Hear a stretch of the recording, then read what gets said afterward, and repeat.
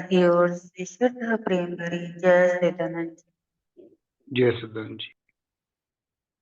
दंडवत वंदना मेरी अनेक बार, सर्व कला समरथ डोलन तेरा को प्रभु, नानक देकर हाथ। ज्ञान अंजन सतगुरु दिया, अज्ञान अंधेर विनाश। हर कृपा ते संत भेटियो, होया मन प्रगाश। तुझे की अरदास हमारी, जियो पिंड सब तेरा। कह नानक सब तेरी वडियाई, कोई नाम न जाने मेरा। मैं कोटा साईं खरा, मैं अंध का भंडार। मैं अपराधी आत्मा, साईं शरण संभाल। मैं अपराधी आत्मा, सतगुरु बख्शनहार। सौभाग्यशाली गुरुमुख सज्जन मंडली, अपनी समस्त चित्त वृत्तियों को एकाग्र करते हुए अपना ध्यान अपने मन मंदिर में श्री परमहंस की ओर लगाते हुए शुद्ध प्रेम सहित मीठे स्वर में बोली जयकारा। बोल मेरे श्री गुरु महाराज की जय।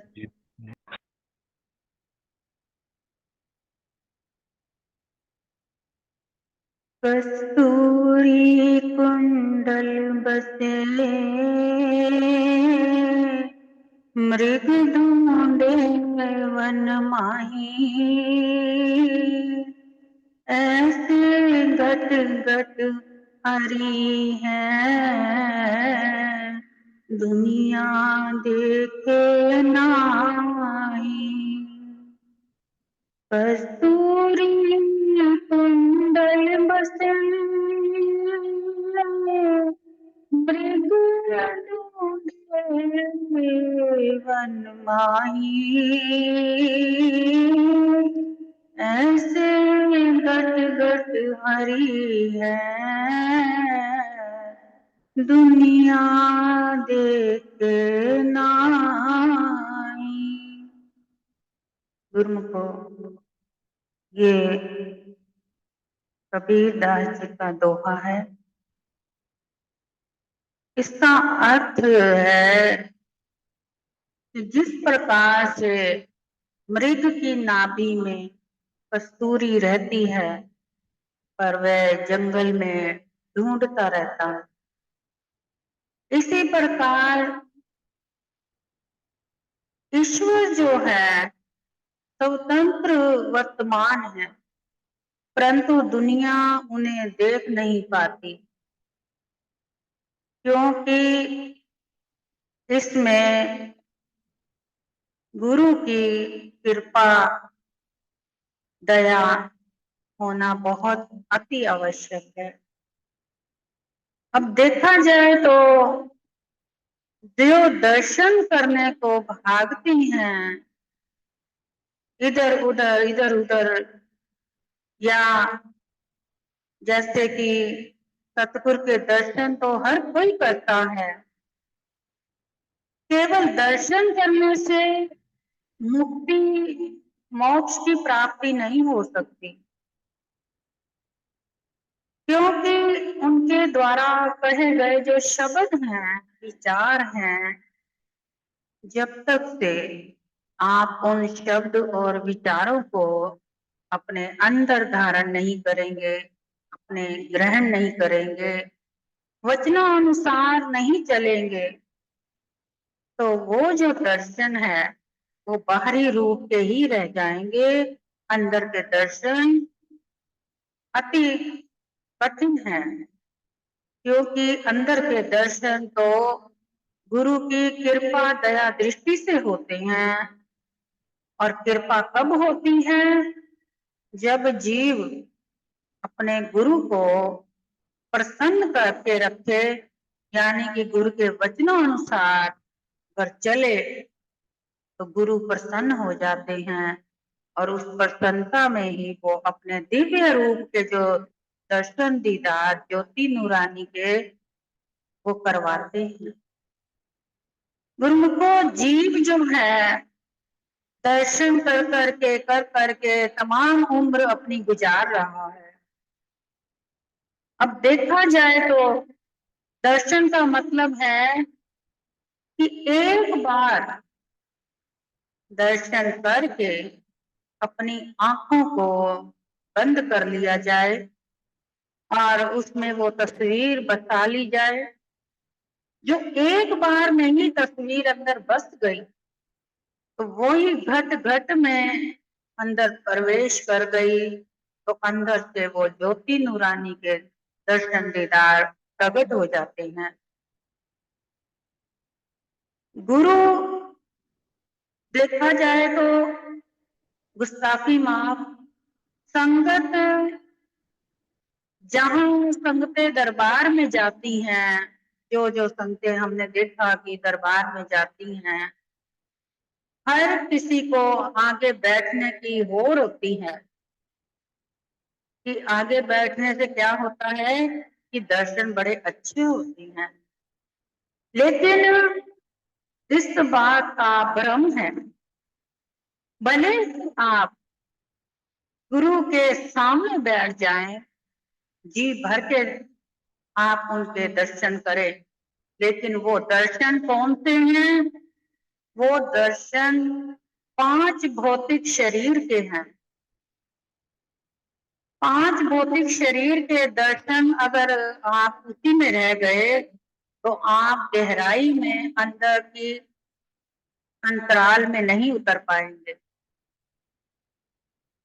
ऐसे ही चाहे संगत कहाँ भी बैठी हो, कहीं भी हो, चाहे 7 समुंदर पार क्यों ना बैठी, अगर सतगुरु की कृपा दया मेहर हो गई तो 7 समुंदर पार संतों को भी दर्शन उस ज्योत नूरानी के होते हैं। अब ज्योत नूरानी कैसी है?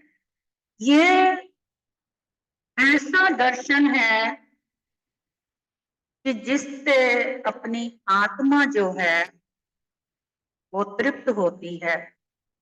और जैसी ही ज्योत नूरानी के दर्शन होते हैं गुरु रूप में, अपने गुरुमुख के अंदर से अमृत रस की बूंदे गिरती रहती हैं। अब वो अमृत रस जैसे ही अंदर आरंभ होता है गिरना, वो ऐसा रस है कि बाहर के जितने भी रस हैं सारे रस उसके आगे फीके पड़ जाते हैं। उसका मीठापन इतना, उसके मुंह इतना मीठा हो जाता है जैसे कि शहद की तरह। इस प्रकार से अगर अपने आप को रखे कि गुरु आज्ञा में रह करके गुरु के दर्शनों का दीदार करे, ना कि गुरु के पीछे पीछे भागे। क्योंकि एक बार की बात है, हमारे श्री पंचम पातशाह जी महाराज जी जब गाड़ी में जा रहे थे तो पीछे पीछे संगतें उनके भाग रही थी। उन्होंने गाड़ी रुकवाई और संगत वहीं पर गाड़ी से चिपक गई। तो उन्होंने संगतों से फिर पूछा कि आप किस लिए भाग रहे हो हमारे पीछे? तो संगतों ने कहा, स्वामी जी हम आपके दर्शनों के लिए भाग रहे हैं। तो कहते हैं, फरमाते हैं कि दर्शन तो हमने दे दिए आपको। यानी कि उन्होंने सूक्ष्म रूप के जो दर्शन थे वो तो हमारे अंदर प्रवेश कर दिए, लेकिन हम खुद ही अंदर नहीं जा रहे।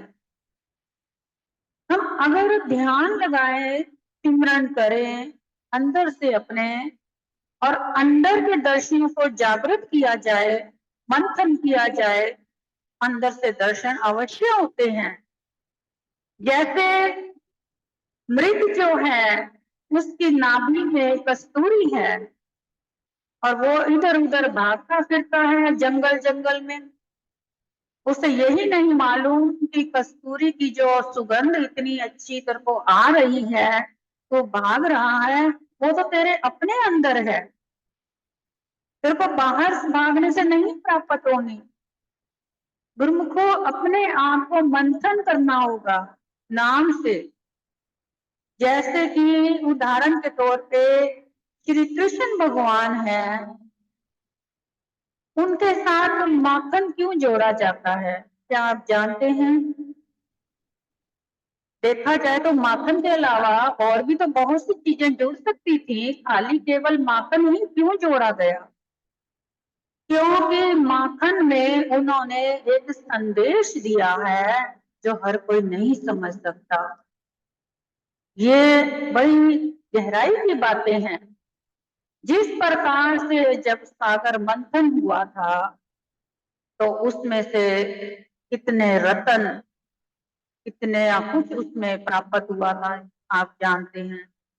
इसी प्रकार जब माखन को निकालने के लिए उसमें रिड़का जाता है, मंथते हैं माखन को, तो उस माखन की जो हांडिया है उसको अगर आप उल्टा कर दें, और वो जो बीच में डंडा है जिससे माखन माखन को मंथन हो रहा है, रगड़ रहे हैं, वो नीचे रहे और हंडिया ऊपर कर दो।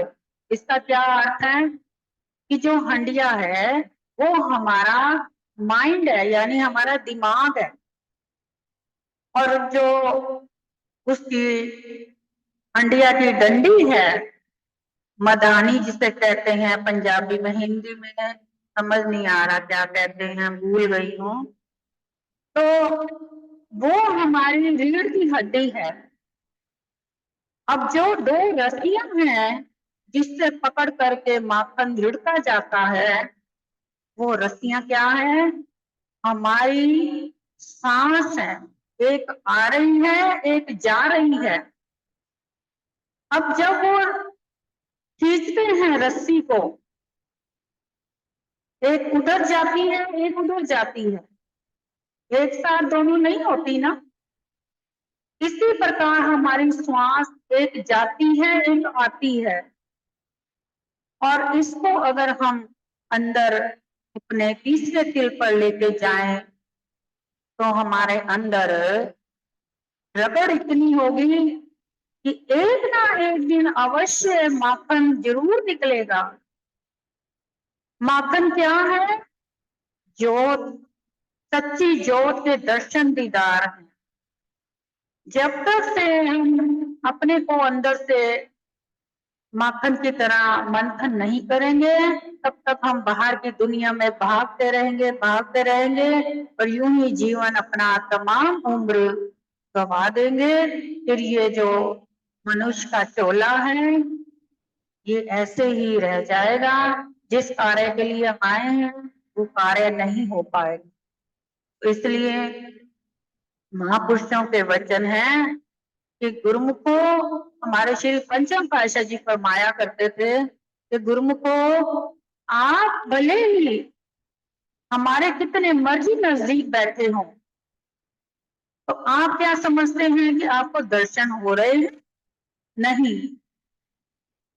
जो 7 समुंदर पार बैठे हैं, उनका अगर ध्यान अंदर जुड़ा हुआ है, असल में दर्शन उनको होते हैं। और जो पास बैठे होते हैं वो तो सोचते हैं कि गुरु महाराज जी तो हमारे सामने बैठे हैं, हमें क्या जरूरत है ध्यान लगाने की, हमारे तो गुरु महाराज जी ही ध्यान है। वो तो सही बात है, इसमें तो कोई शक वाली बात नहीं है, लेकिन आप उनको देख तो रहे हैं, लेकिन आपके अंदर नाम सिमरन चल रहा है, अंदर की गहराई में आप उस दर्शन को उतार रहे हैं? गहराई में तो उतारा नहीं है, और बाहरी रूप को देख देख के ही निहारे जा रहे हैं। तो गुरु को इस प्रकार अगर आप निहारेंगे तो सारी उम्र निहारते ही रह जाएंगे, इसमें कुछ भी हासिल नहीं होगा। इसलिए अपने अंदर की दृष्टि को, तीसरे दिल को जागृत करें।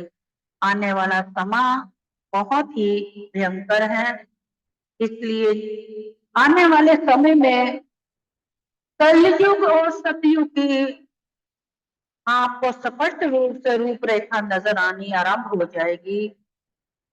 जो नाम सिमरन में रहते हैं, भक्ति भाव में रहते हैं, उनके अंदर सतयुग प्रवेश करेगा, और जो नाम से वंचित हैं, जो बाहरी भटकाव में पड़े हैं, उनके ऊपर कलयुग अपना असर प्रभाव छोड़ेगा।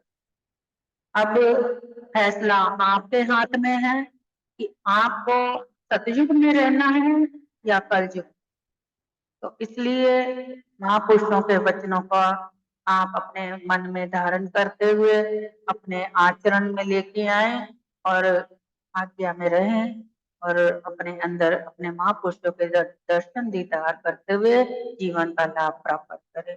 बोल जयकारा बोल मेरे श्री गुरु महाराज की।